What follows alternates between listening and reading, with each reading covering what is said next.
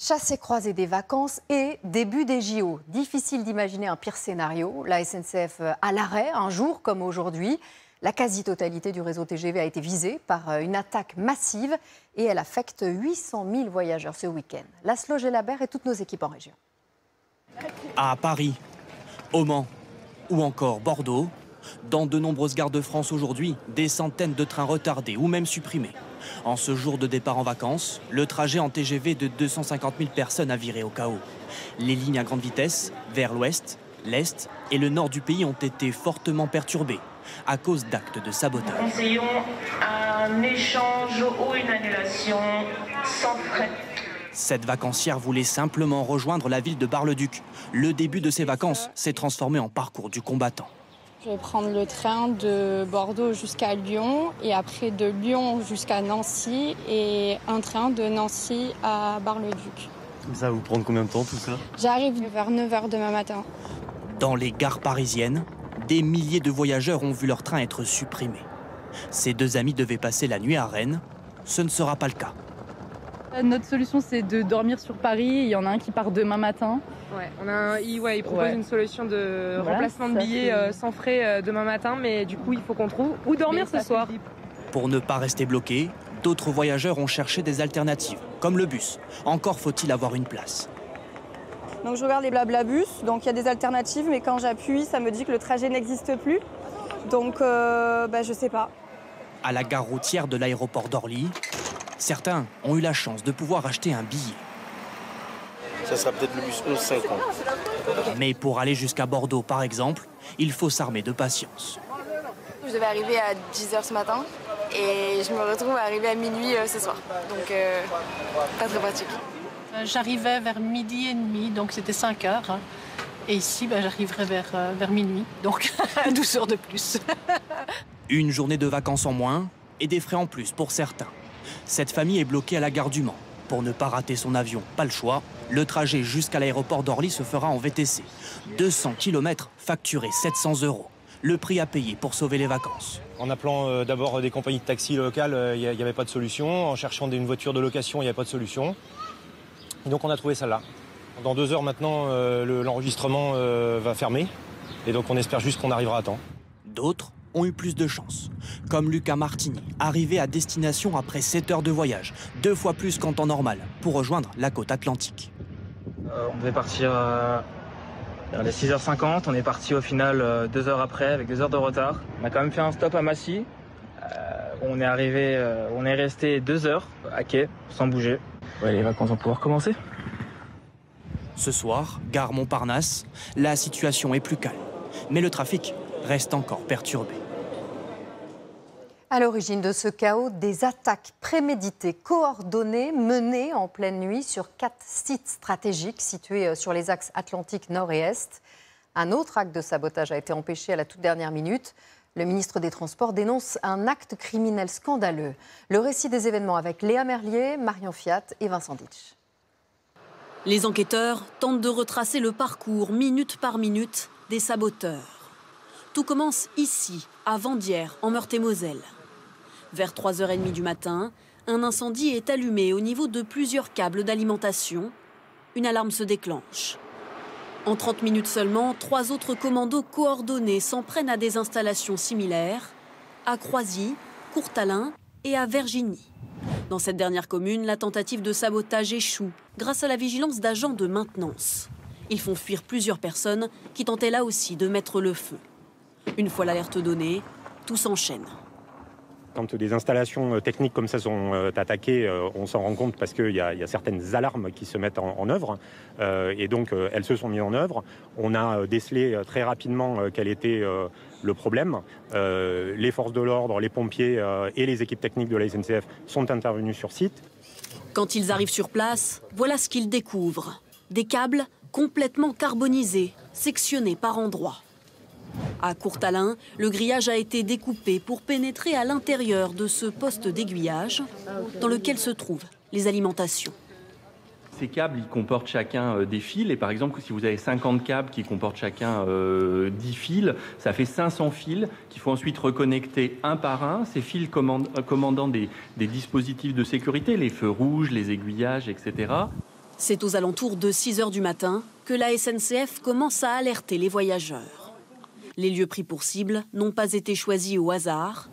Il s'agit de sites stratégiques situés sur les principales lignes à grande vitesse. Ces sabotages n'ont heureusement pas fait de blessés. Lorsque l'alimentation est coupée, la circulation s'interrompt d'elle-même. Pas de risque de dérailler.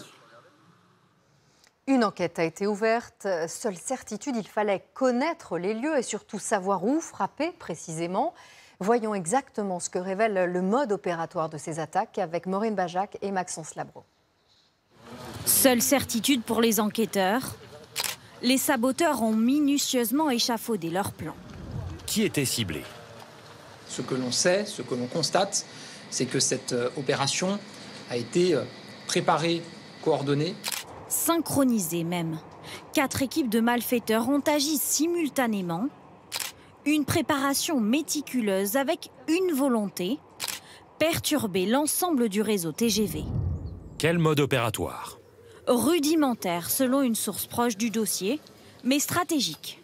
Les lieux attaqués n'ont pas été ciblés au hasard, comme nous l'explique ce maire d'une des communes touchées. C'est un endroit où le TGV se sépare en deux.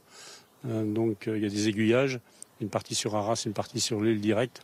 Donc ça a permis de perturber le plus grand nombre de trains, quoi. Mais encore faut-il savoir où frapper. Il faut connaître le lieu qui est enclavé, c'est un cul-de-sac. Il y a beaucoup de circulation des services SNCF, de jour comme de nuit, pour réaliser les travaux. Donc je pense que le lieu était réfléchi déjà depuis plusieurs jours. Les malfaiteurs ont-ils fait des repérages? Comment connaissent-ils ces installations? Le voisinage a d'ores et déjà été interrogé. Quelles sont les pistes? Ingérence étrangère ou actes militants. Les services de renseignement sont en première ligne pour identifier de potentiels suspects. Le 8 mai dernier, même mode opératoire à Marseille. Tentative déjouée. La veille de l'arrivée de la flamme olympique, les auteurs n'ont pas été identifiés. Peut-il s'agir de militants anti-TGV? Des prélèvements ont été réalisés sur les lieux des attaques. Le parquet de Paris a ouvert une enquête. Les malfaiteurs encourent 20 ans de prison. Ces attaques auraient-elles pu être évitées? Le réseau SNCF compte pas moins de 28 000 km de voies ferrées. Comment sont-elles protégées? Est-il possible de toutes les surveiller? Florian Lisler et Antoine Boulet. C'est la principale protection contre les attaques. Des kilomètres et des kilomètres de barrières, de grillages, le long de toutes les voies TGV et de la plus grande partie des lignes classiques. Le long de ces kilomètres, il y a des points sensibles. Les armoires électriques, qui gèrent l'alimentation et la signalisation, et les postes d'aiguillage. Des sites cruciaux qui sont eux mieux protégés. D'abord, par des patrouilles de la sûreté ferroviaire de la SNCF. L'entreprise multiplie aussi les installations de caméras de vidéosurveillance. Et depuis une dizaine d'années, elle utilise même des drones, de type avion, qui peuvent rester 2 heures en vol, ou beaucoup plus discrets. En 2015, nous avions filmé ce petit modèle, équipé d'une caméra thermique. Les points de chaleur nous permettent de repérer les différentes personnes ou individus qui seraient susceptibles d'entrer, de pénétrer dans les zones SNCF qui leur sont interdites. Mais malgré ces moyens, il y a quand même 2500 actes malveillants sur le réseau ferré par an et 1000 vols de câbles. Comment? Un cadenas, des barrières, qui ne sont pas toujours en bon état, ne suffisent pas à empêcher d'entrer un attaquant déterminé.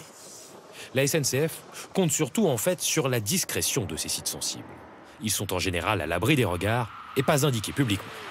Car empêcher de façon certaine les sabotages en permanence sur 28 000 km de voies ferrées est concrètement infaisable.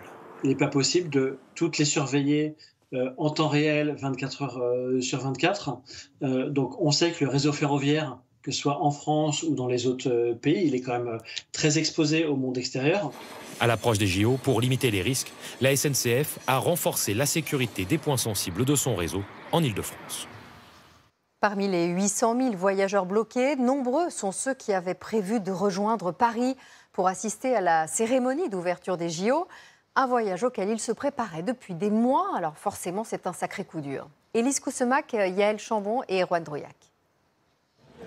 S'émerveiller Devant l'un des spectacles du siècle, au cœur de Paris, Basile en rêvait depuis des mois. Pourtant, après un train supprimé et 6 heures d'attente en gare ce matin, les panneaux d'affichage lui ont laissé peu d'espoir. Je pourrais pas être là avant 20 h au mieux. Donc c'est mort. Donc beaucoup de désarroi, c'est un événement qui arrive qu'une seule fois dans la vie. Ce soir, le siège qu'il avait réservé restera vide. Et à quelques mètres sur le quai de la gare, devant son train arrêté, Léo, lui, est en colère. Ma réaction, je crois que c'est une réaction de haine. C'est la haine envers ces gens qui ont fait ça, je comprends pas. Mais il ne baisse pas les bras. Objectif, Paris, avant 18 h. La première étape se fait en voiture, de Bordeaux jusqu'à Toulouse, où l'attend un avion, direction la capitale. Wesley, lui, est monté immédiatement en voiture, une fois son train annulé. Là, avec 2, 3, 4 heures de retard, je ne sais pas combien ça allait avoir, on allait avoir de retard. Finalement, on a dit, on a vite pris la décision de prendre la voiture. Pas vraiment inquiet, il arrive plusieurs heures avant la cérémonie. Alors qu'au même moment, l'avion de Léo vient seulement d'atterrir. Donc on devait être en avance pour la cérémonie, finalement, on va être très juste. Dernière ligne droite, il doit désormais arpenter les couloirs des métros parisiens. Il lui reste 2 heures pour accéder au quai de Seine. On est à quelques mètres, je vais dire, et on devrait pouvoir y arriver. Là, un soulagement d'être si proche du but. Après un tunnel de 10 heures de transport, l'histoire se termine bien, mais elle a un coût, 450 €. Le pari est réussi. Voici la dernière vidéo de Léo, envoyée depuis les quais de Seine. Pour ceux qui doivent voyager demain et dimanche, à quoi faut-il s'attendre? Si le trafic a un peu repris en milieu d'après-midi, le retour à la normale n'aura pas lieu avant la fin du week-end. Et concernant les plans B, peuvent-ils être renforcés? Les réponses de Mathilde Guénégan et Nicolas Bergot. Image rare d'un TGV circulant cet après-midi entre Paris et Bordeaux. Vitesse réduite à 30 km/h. Si le trafic a partiellement repris aujourd'hui, certains restent inquiets pour ce week-end. Au Mans, Amy et Mathis espèrent rejoindre Vannes pour les vacances. Là, la dame nous a dit qu'elle était dans l'incapacité de savoir que c'était que demain matin, en allant à la gare, qu'on allait vraiment savoir si notre train allait être présent ou pas.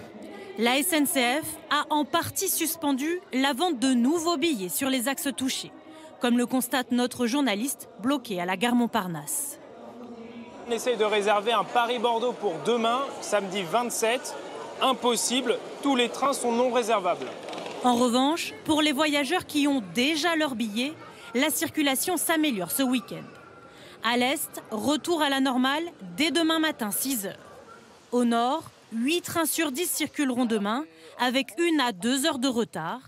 Pour la Bretagne et le sud-ouest, 2 TGV sur 3 sont prévus samedi, là aussi avec au moins 1 à 2 heures de retard. Sur les routes, il y aura du monde ce week-end. Cette compagnie d'autobus a rajouté en urgence des véhicules pour les départs en vacances. On est en train d'essayer de prendre tous les bus qui sont en état, qui sont bien pour les voyages. Une quinzaine ou vingtaine de bus de plus. Certains voyageurs comme Mélanie optent pour le covoiturage. Elle devrait réussir à trouver un véhicule. 300 000 places sont proposées en plus pour ce week-end sur l'une des principales plateformes de covoiturage. On voit de minute en minute de nouveaux trajets qui se proposent, qu'on peut trouver par exemple, je regardais tout à l'heure, un Paris-Bordeaux, même en dernière minute, même en période de perturbation, à 50 €. Dans les gares, la situation ne devrait revenir à la normale qu'en début de semaine prochaine.